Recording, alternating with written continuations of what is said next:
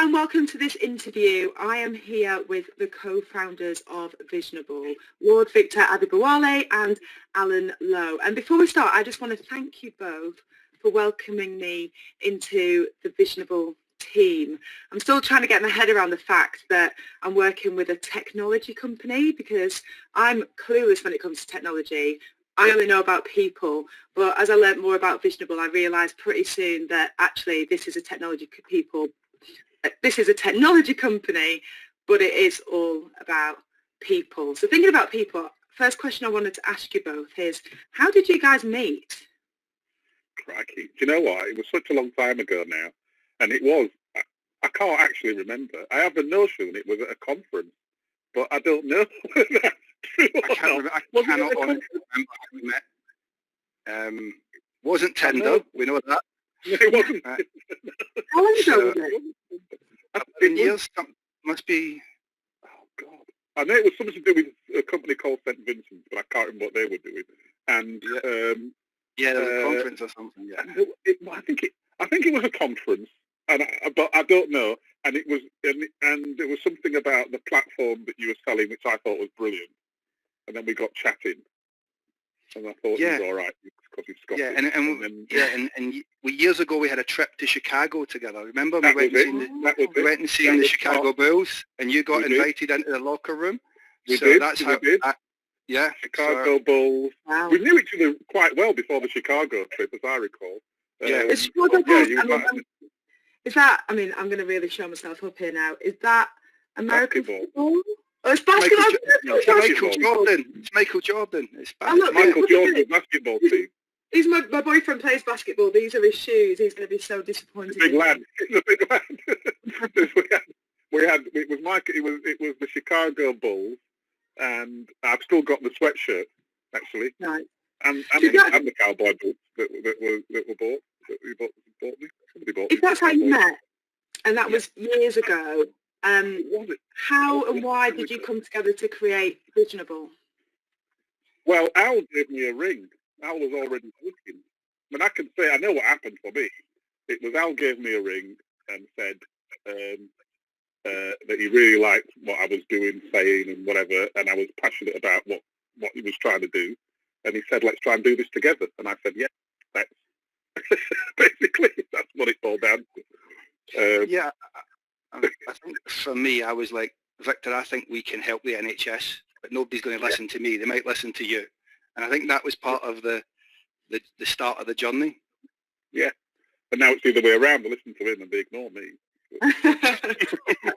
Nobody could ever ignore you, Victor. There's something actually that the three of us have in common is that we share a passion for helping people.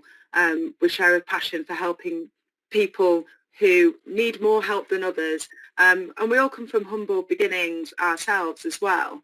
And one of Visionable's mission is to make healthcare more equitable. And Victor, I'd love to ask you the question. If we often talk about equality, but what's the difference between equality and equity? So the difference. The best way to describe it is. There's a wonderful cartoon, actually, which we can't show people right now. But basically, equality is where you've got three people all facing a fence, right? One's rich and tall. The other is average height and middle class, and the last one is small and poor, right? Equality is giving each of them the same size box to see if they can look over the fence. Everybody gets the same box. And of course, what happens is the rich tall guy gets to see even more. The middle class person might just get his forehead over the fence but has to stretch. And the little guy makes no difference. He's still staring at a fence. That's equality. Everybody gets the same box. Equity is where actually you don't give the tall guy a box at all because he doesn't need one, right? The rich tall guy can see over the fence. He's fine. He's cool. Or he gets a little box. The middle class guy gets a box so he can put his head over the fence. He can see whatever. And the little poor guy, gets a great big box because in order for him to see over the fence, he needs a bigger box. That's equity. So it's recognising that some people will need a bigger helping hand than others if they all stand the Basically, same, all going to stand the same Yeah. chance of succeeding. Yeah. So Alan, Mhm. on to Yeah. then, how does Visionable work towards aiming for equity, which is very, very difficult. To achieve equity is, well, some would say impossible, but what is Visionable doing to try to achieve that? So I think it's equity and it's access. So for example, like if you look at the stroke patient in London, if you have a stroke in London, you can get access to a stroke consultant 24/7. You know, you're only a few miles from the nearest hospital. But if you have a stroke in rural Anglia, you might get to the nearest A&E and not have a consultant available. Our technology allows you to bring a consultant in from anywhere to bring that expertise to that hospital. So there's just a small example of, depending on just where you live in the UK, some people have access to services and some people don't. And I think it's fascinating, the work that's been happening in that area with the Visionable technology in ambulances. Can you sort of just explain to us a little bit about how that works? Yeah, so the ambulance is almost just a vehicle, if you like, for the paramedics or the team there. But it's about access to expertise regardless of where you are. So, you know, like with a paramedic, you might come to a situation where you don't have the expertise to make the call, so you have to then take them to the nearest hospital, which obviously in certain life-threatening situations, time is everything, but also there's the emission avoidance. So it's almost just upskilling paramedics, but also giving them expertise and reassurance to make those decisions. And it doesn't just have to be an ambulance, it could be any mobile location. So the idea is you bring the expertise to the patient, not take the patient to the hospital. That's the sort of and that for me improves equity, because those people that need access to care the most can get it. Rural areas, poor people, it brings the NHS to the individual. I guess it really is recognising the different needs, and it's not always then about affluence, is it? I think we tend to think about affluence, but that's a really good example of actually it's demographic and location that means that people require an additional need rather than actual affluence. Well, one of the big challenges in healthcare is the workforce shortage. So you probably know as well, so in different parts of the country, they have different shortages of expertise. So being able to share that expertise around the country is quite powerful. Well, that's I always say there are three challenges for the NHS. In fact, for most health systems anyway. Equity, access and technology, in that order. And the technology needs to serve the first two, otherwise it's pointless. And with Visionable technology, when you're designing it and you've got many different programs running now, who's at the forefront of your mind? Are you thinking about the hospital? Are you thinking about the clinicians, doctors and nurses, or are you thinking about the patient? So for me, I'm generally thinking about the clinician, because I'm assuming they're thinking about the patient, and I just want to give them the tools that they can run their services with in order to treat the patient better. You know, that's my mindset to the company. So we build the technology around providing a new tool that will help clinicians treat their patients better. I agree with that. It's the clinicians. I mean, I think we have, in my mind, is if the clinicians get what they need, then the patient citizen gets what they need. It's not difficult. But it is, in some ways, what makes us different, because we're not doing the sort of move fast and break things. You know, we've been at this for 10 years now, and we've produced a lot of the technology that we've got and a lot of our applications with the clinicians, with the people that need it. But we do spend a lot of time understanding patients' needs and patient journeys and care pathways, and tapping into user groups, and then feeding that back to the clinicians as well. So, you know, ultimately we're there to provide a digital tool, but collecting that knowledge is also part of what we try and do on behalf of the system. Amazing. I think it's really great to hear that as well, because you're absolutely right. I think trusting the clinicians have what's in best mind for the patient, because that's what we spent our lives training to do, and focusing on helping the clinician. And the co-creation element to me is key. And, you know, it's another thing that really attracted me to Visionable, because all of the other work that I do, my own charitable work, the work that I do in my local CCG in Southwark, my jobs have always involved an element of co-creation. I've really seen the power of that. And actually, if you're designing something for somebody, why would you not have their voice at the table. So I think that's really great. Yeah, do it with them and they'll use it. Okay, so I'm going to read this to you. I got this from your website. The challenge. Can each one of us around the world get the healthcare we deserve, regardless of who we are, where we live, or our ability to pay? Well, yeah, I think it's perfectly possible. I think there's no point in having a vision if it's not a big one.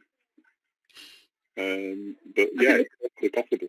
Absolutely. The situation we find ourselves in with coronavirus, I think it's highlighted a lot of issues here in the UK and globally as well. It's really highlighted that we definitely don't have equitable access to the healthcare that we need or the housing that we need, which obviously is a specialist area of yours, Victor. But you do think that is potentially one day a challenge that can be met? Well, to be honest, I think our challenge has been to persuade the system that it's possible now, actually. I mean, Visionable technology can do that now. It's one of the things that makes us unique. On the way to doing it, we have to change some of the practices. I mean, technology is about people as much as it is about technology. But we could do that now. I mean, we've been connecting India. Our technology will do that. The ambulance is an example. What Alan's been talking about in terms of connecting specialists to need, all that is possible, and that's what that means. It's not a pipe dream in that sense. It's all possible. Alan? Yeah, I think one of the things that we talk about a lot, Victor, is the digitally excluded in this country as an example, where you have, people that don't have access to internet, don't have £500, £600 smartphones, and providing systems where they, can go to certain locations and still have this access. I think there's always a way to meet the need. And I don't think we've came across a challenge yet, a pathway challenge that we can't solve. As Victor said, the challenge is changing commissioning models, services, and so on. But we come at it from a what's right for the clinician, what's right for the patient, and then work back to the policy level based on evidence. I hope you can hear. I'm not sure whether you can hear my dogs and all sorts going in the background there. I'm not sure that I've done a good job of silencing them. That's real life. Don't worry about that. It's real life. Okay, as long as you don't mind.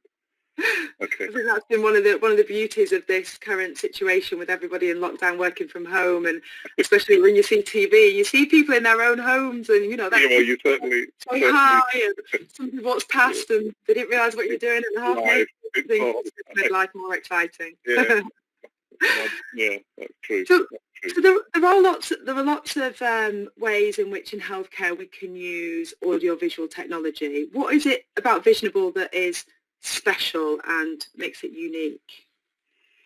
Yeah, so I think if you think of Visionable as a toolbox for clinicians, there's lots of things that Visionable can do that video conferencing can't.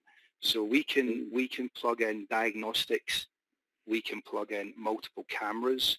So you mentioned the ambulance, so we can have 360-degree views of an ambulance, of a surgical theatre.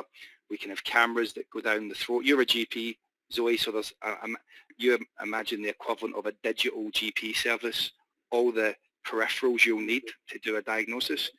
We can attach them to the system and plug them in.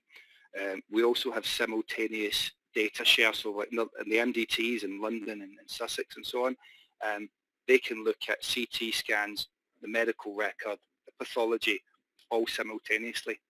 And that's one of the beauties of what we do. We're saying to clinicians, you don't have to be restricted to work in the way of the technology. We unrestrict the technology to work the way you want to work. And I think that's why we have a lot of success in the NHS, because we can unleash. And also it's the minimum impact. If you go from, as you would know as a clinician, this is how you work. If the technology comes in and disrupts how you work, that's not a tool. That's trying to fit something in that's just, so what we are saying is we'll adapt it around your clinical work. I'll give you a really good example. One of our pilots years ago was a virtual hospice. No, I remember that. That was brilliant. Yeah. And there was 14 beds in the hospice, and the idea was, could you put could you put a laptop in the home of the patient and have 14 beds at home. Now this is way before sort of the phones. It was, you'd sent out a laptop, there was a big green button, the patient lifted the button, they lifted the laptop, they pressed the button, and it would ring the call cell, when you're in a ward and you pull the toggle thing. The toggle, thank you for the technical term. But it would ring the bell in the same way that the nurses in the hospice would just see, it's bed 13 that's being pulled. So it was a fully integrated service. So when they went to bed 13, it was just a cupboard and a screen, but it didn't interfere with the way they worked, which actually made it really seamless to embed. So I think there's a lot about implementation and enhancing the environment, not disrupting it. Because one of the things about clinicians is, if I need to spend 12 minutes playing with the technology, I've only got 8 minutes to spend with a patient. It should be the opposite. We don't like change. Change too hard. Well, I mean, it's not, I'm not sure that people, generally people resist change. That's just a given. But I think it's how you present it, in my experience. I mean, look what's happened in the last 6 weeks. Adoption of, we've had something like 3 years worth of adoption in 6 weeks. Yeah, unbelievable. Needs must where the devil drives, and actually there's been more support. Some of it, in my view, not particularly helpful, but technology has been adopted, so it's not. The change has to make sense. Yeah, and you have to help people. And I think there has to be that willingness to make the change. So the motivation has got to be there. I know as a GP, when things, if we update our systems or what have you, there's always that initial thought of, I'm going to have to learn to do something differently. Yeah. You invest that tiny bit of time, and as soon as you've done it, the payoff is amazing. So updating is a good thing to do. Well, let's make it easy. Let's make it easier for you. Let's make it easier for you. Let's align it with your vision for better patient care, and then it's easy. It's easier. I think that's right. I think enhancing what we already do rather than asking us to do it differently is key. So I have one more question before I'm going to come on to our quick fire true or false round. Final question. It's just a big open question, really. Well, it's not. It's a yes/no question, but please give us more than a yes or a no. But do you think that Visionable is the future of healthcare here and abroad? Should we go first? Yeah. So I think we are part of the future. I think it has to be an ecosystem, a collaboration between different technical vendors and the system and the user. So, I don't think one technology out there is the answer, but I think we are part of the connectivity and, bringing it together. Yeah, I mean, I'd agree with that. I think Visionable can do things that other technologies just can't do. And I also think our approach as a technology company is different. I think it's value-driven. I think it's, ground up. It's co-production. I think that's different. And I think the future of healthcare is very much about technology. But I think it's going to be about platforms. It's going to be about flexibility, and it's going to be about partnerships. And the key test is whether it makes healthcare more equitable and more accessible. And there aren't that many technologies. I've looked at a few that actually fit that bill. A lot of them are almost exclusive by default because they're aimed at a particular market. The worried well, the people who can afford an Apple Watch and a £600 phone. People. Actually, that's not the majority of people worldwide. The majority of people are nothing like that. So I do think I do feel, it sounds, I don't want to be boastful, and we're not, but I do feel that Visionable technology, it could be a massive spine in what the future healthcare system worldwide looks like. I do think it's that big. I don't think that's unreasonable, actually.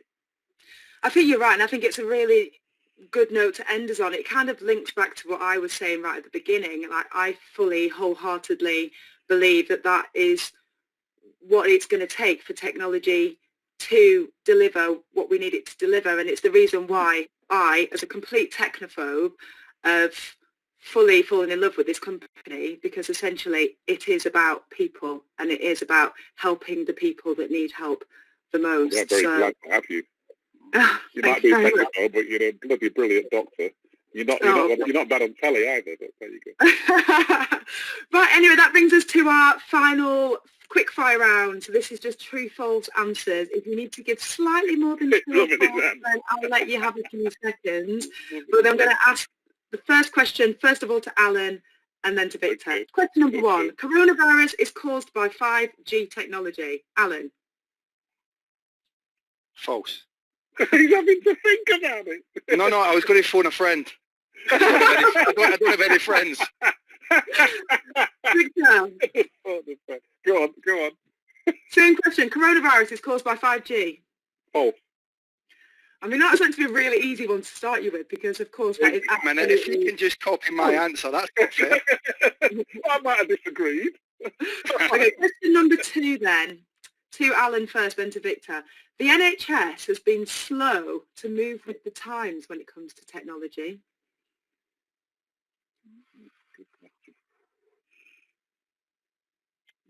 I don't know. I think is it only true or false? True or false? Who is the NHS then in that scenario? I don't know. I'm sort of going to stick on the fence on that one. Oh, all right then. You can stick on the fence. We'll let you. I think you're just being polite. I'm going to say true, actually. Mm. And the reason why I'm saying it is that you have to make... Technology's been around for a long time in the NHS. Its adoption is very slow. The research says that it takes 17 years to adopt new innovation. Of course, the NHS is a big place, so in some places it's highly adapted. In others, it isn't. So the question is based on a false premise that the NHS is the same everywhere. But as a general comment, I'd have to say false. I'd have to say it's true. Do you know what, Zoe? I think for me, it's the answer is true, but the scalability of those technologies has been slow. Yeah. So we've definitely been quick on things, and they've just not scaled. Well, I would say as a GP working in the NHS, in your typical GP practice, the fact that until a couple of months ago, things have got a bit better recently, it took about 4 minutes for me switching on my computer to be able to actually start work. That's got to be slow, right? That's what I mean. That's got to be slow. Yeah, and in fact, 4 minutes. the president of the Royal College of General Practitioners was talking about 17 minutes to switch her computer on. Yeah. So, that's slow, I'd say. But you guys are there to help speed us up, so that's good. Question number 3. The NHS cannot survive without Visionable. Gosh. Alan. False. Oh. Because Victor? I think the I'd say it's actually, you know what, I'm going to say it's true, but the reason why is that you know, the NHS will never die. But what could happen is that it becomes quite horrible, quite unfair, quite under-resourced, quite, not equitable, not accessible, not... So, I believe in Visionable, and therefore I believe that if the NHS must be a better place with us, otherwise I couldn't do it. I couldn't do the job. Yeah. So, survive, probably... I think you should stick with your answers. I think between you, that's a valid, balanced answer. Question number 4. This one's just to Alan. Victor's first song choice on BBC's Desert Island Disc was Stevie Wonder, Living for the City. True or false? It was Who Let the Dogs Out. It's Victor's favourite song. Would he really tell them that on Desert Island Disc? I'll say true. Is it true, Victor? Oh, God, I can't remember. It's true. It's true. I can't remember. Here's one for you then, Victor. Alan was a professional football player in his past life. Yeah, true. Well, what position? True. Scottish football doesn't count, right? True. No, it doesn't. Yes, true. What was his position for a bonus point? Oh, Mike, striker, I'd say. Look, have you seen the size of his hands? I don't know, striker. Goalkeeper. Yeah, he's goalkeeper. Oh, of course. Goalkeeper, of course. Paul Big Hand. Yeah, I didn't really think... I mean, you've got to be really patient to be a goalkeeper. I can't imagine you being in goal. I imagine you being a striker because you're quite competitive. When you're like, very competitive. So defending, but certainly not in goal. I'd be like, it was just frustrating. It was just frustrating. I think we covered my thumb war competition with Alan. He's so competitive. Yeah, final question then. Goalkeeper? No way. Final question to both of you. You can answer together. It's quite a personal one.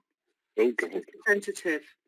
Question is, computers will one day take over the jobs of doctors.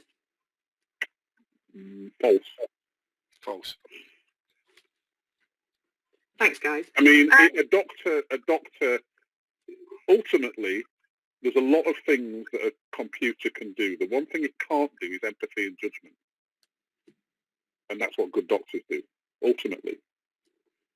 Yeah, I agree. I think they can help us to do our job. Oh, yeah. And that is exactly what Visionable is part of. But I agree, no computer would ever be able to do the bits that you've mentioned, the empathy and that judgment, and that sixth sense that we sometimes have as human beings, that intuitiveness. Yeah. What worries me, though, is that you might end up with a situation where the rich get a doctor because they know that. And there's loads of research on this, actually. And the poor get a, computer says no. Yeah. And that would be worrying. So technology should enhance the ability of doctors to treat patients effectively, efficiently, but use judgment. That's what you're trained for. Yeah, brilliant. Well, it's been an absolute honour to interview you both together. And once we are out of lockdown, let's do this again with I'm up for that. We're actually in each other's presence. Okay, I'm up for that. That'd be good, wouldn't it? I'm up for All that. right, then. Yeah. Thank you, Zoe. I Guys, can't believe that.